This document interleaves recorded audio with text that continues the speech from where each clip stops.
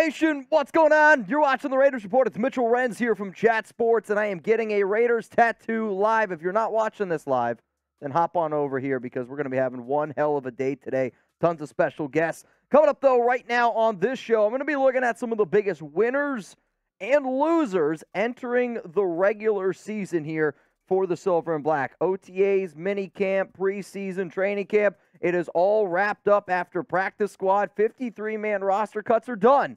But that doesn't mean that everybody is a winner entering the regular season.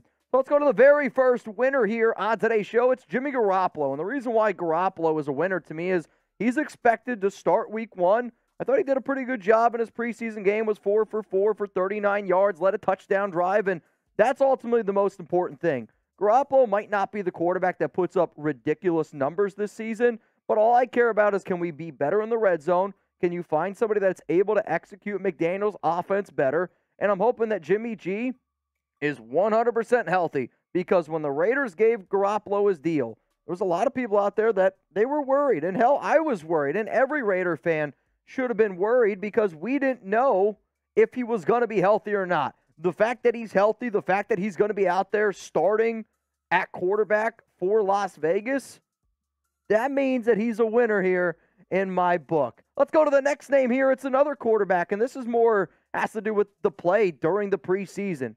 It's Aidan O'Connell. And O'Connell showed every single person that watched his tape. And I mean, you can have people say that he's accurate. You can have people say, oh, he did this and that at Purdue, this and that and at college. But to watch him in the preseason, to watch him be able to go through his reads, to have all of that, we'll call it awareness in the pocket, he passed the eye test.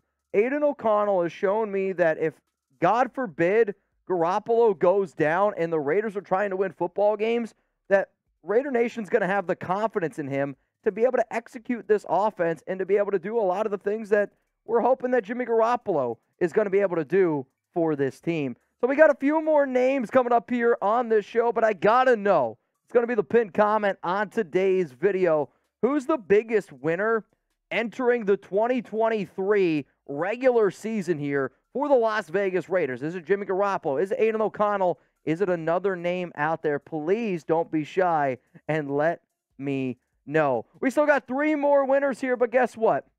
I'm rocking my Raider Ron jersey. I'm getting a Raiders tattoo. And if that doesn't show you how much of a commitment to excellence I got, hey, man, I get it. I wasn't born a Raider fan, but I'm a Raider now, and that's going to be for life. Hit that subscribe button, turn on those notifications. That way, you never miss a thing. Let's go to the next winner here. And a lot of the reasons, like I just mentioned with Jimmy Garoppolo, Tyree Wilson. Tyree Wilson sure did not have a great first preseason appearance when he was going up against the Dallas Cowboys. Now, he whooped Josh Ball, threw him into another dimension, and I don't know if it was because of Tyree, but Ball now has got some sort of groin injury, and he's going to be missing some time. Do I want Wilson to be able to finish that play? Of course I do. But what I saw is a freak athlete who might take a few weeks to kind of get his feet underneath him. He's been battling that foot injury. He had the surgery all the way back on November 1st. But Tyree Wilson was another player to me that when you watch him play, when you look at him, he passed the eye test. Like, he is a phenomenal, phenomenal athlete. And my biggest concerns going into the regular season were, is Jimmy Garoppolo going to be healthy? And is Tyree Wilson going to be healthy? Sure, we could talk about Josh Jacobs because that was a worry. But to me, Garoppolo, Tyree Wilson, both healthy entering the season. That makes them winners in my book. Let's go to another winner here on the show. At defensive tackle, it's Nesta, Jade Silvera. And the Raiders would not have cut Matthew Butler. Sure, Matthew Butler is now on this practice squad. And the Raiders would not have traded Neil Farrell Jr. to a division rival like the Kansas City Chiefs if they didn't have the utmost confidence in the 7th rounder, Nesta Jade Silvera. Like, he's going to be a primetime run stopper. You can already see the strength that he has and the ability to move players off the ball. He is an anchor. It's been well reported. You've seen players already hype him up where he's got the work ethic. He's doing all of the right things out there. Nesta Jade Silvera might not get a lot of playing time right away, but I can promise you this. He is a winner, and he's going to be getting some reps going forward. The final winner, and Jeremy just whispered, never a doubt, it was Curtis Bolton. And Curtis Bolton, to me, was a player that I don't think a lot of people had on their 53-man roster, and he showed time and time again during training camp, during the preseason that he deserves a shot. He's going to be primarily a special teams player. He is an athletic linebacker. But when you're somebody that's buried on a roster that not a lot of people think that you're going to end up making the team, and you do end up making the team, I'm sorry, as far as I'm concerned, that makes you a winner in my book. Now, I don't know about y'all, but if you've ever gotten your kneecap tatted, that shit hurts. And I'm going to be really offended if you don't take advantage of this awesome deal that we got going on right now with our sportsbook partner, BetUS. It's the best deal on the internet. You want to be able to bet on the Raiders to beat the Broncos, who are, right now, Las Vegas is a 4-point underdog. How does that shit make sense when the Raiders have beaten the Donkeys 6 straight times? So go put your money where your mouth is at chatsports.com/Raiders. Use promo code Raiders125. You're going to be able to get a 125% deposit bonus, which means if you put down $100, you get $125 for free to bet with.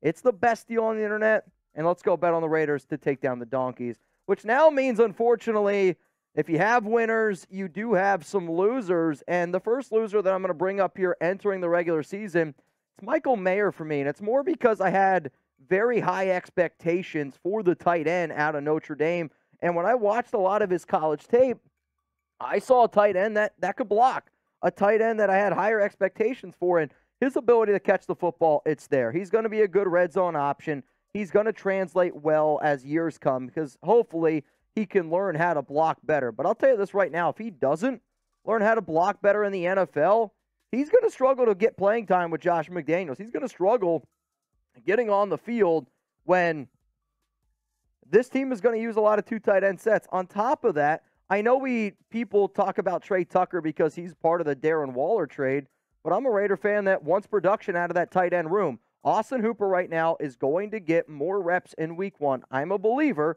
over Mayer simply because he can block better than what Michael can. Let's go to the next loser here, and it's not so much what Zamir did. Yeah, he wasn't great in the preseason, and I know a lot of Raider fans were hoping that Zamir would have showed a little bit more, but he's a loser simply because Josh Jacobs is back. And he went from being the number 1 running back on this team to now being the number 2 back. And I don't even know how much work he's going to get compared to some of these other players because Samir Abdullah is going to be your pass catcher. He's going to be working in and out during those third down rotations. Brandon Bolton, this coaching staff trusts him a lot. When it comes to Zamir, maybe he gets a few goal line carries. Maybe he gets a few short yardage opportunities. But overall, you got to consider Zamir White a loser because Josh Jacobs is back. Let's go to another loser here entering the regular season. It's Brian Hoyer, and it's more just, it is as clear as day that Hoyer is by far the worst quarterback on this team. Jimmy Garoppolo might not have the arm strength, but Aidan O'Connell is already light years ahead of Hoyer. The reason why Hoyer, though, was kept on this roster was simply because to be that player coach during practice, to be that extra body on the sideline. Now, I know a lot of people out there well, then you should have just handed him a clipboard and taken the helmet and the shoulder pads off him, which maybe I don't totally disagree. He does know McDaniels well, and I do think, we got to take it with a grain of salt, but I'm sorry, Hoyer, you got to be a loser on this list. I still got 2 more losers coming up here on the Raiders Report, but I got to know from everybody who's watching right now, who's the biggest loser entering the regular season as it stands right now? Is it Mayer? Is it Hoyer? Is it Zamir White? Maybe it's somebody else, because this next player coming up for me is somebody that I don't even have on that didn't even make the 53-man roster. However, though, Tyler Hall has got to be on this list, and it's not because he played bad. He's a loser because he didn't make the 53, and I did think that he had a outside chance of making it.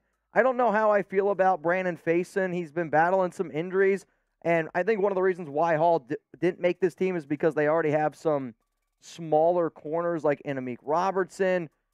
But Hall not making it, I know he's hurt. Sam Webb could have also been a person up here on this losers list, but it's not because of what they didn't do. It's just simply because they didn't make the roster. Let's go to the final loser here on this show, and it's because I don't know how he made this team.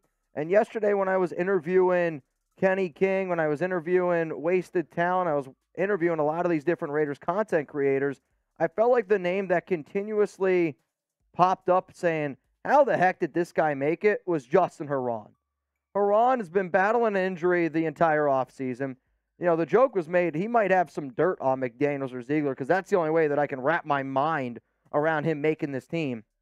So, Herron, sorry, bro, I don't have a lot of faith in you, but I think you only made it because the Raiders traded for you last year. So, what do you think, man?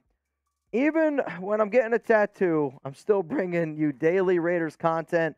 Like I said, I might not have been born a Raiders fan, and you're not going to agree with everything I say. Hell, you don't agree with everything that people say in your own family, right? But guess what? I got that commitment. I'm going to put in the work every single day, no matter what, and that's what it's all about here on the Raiders Report.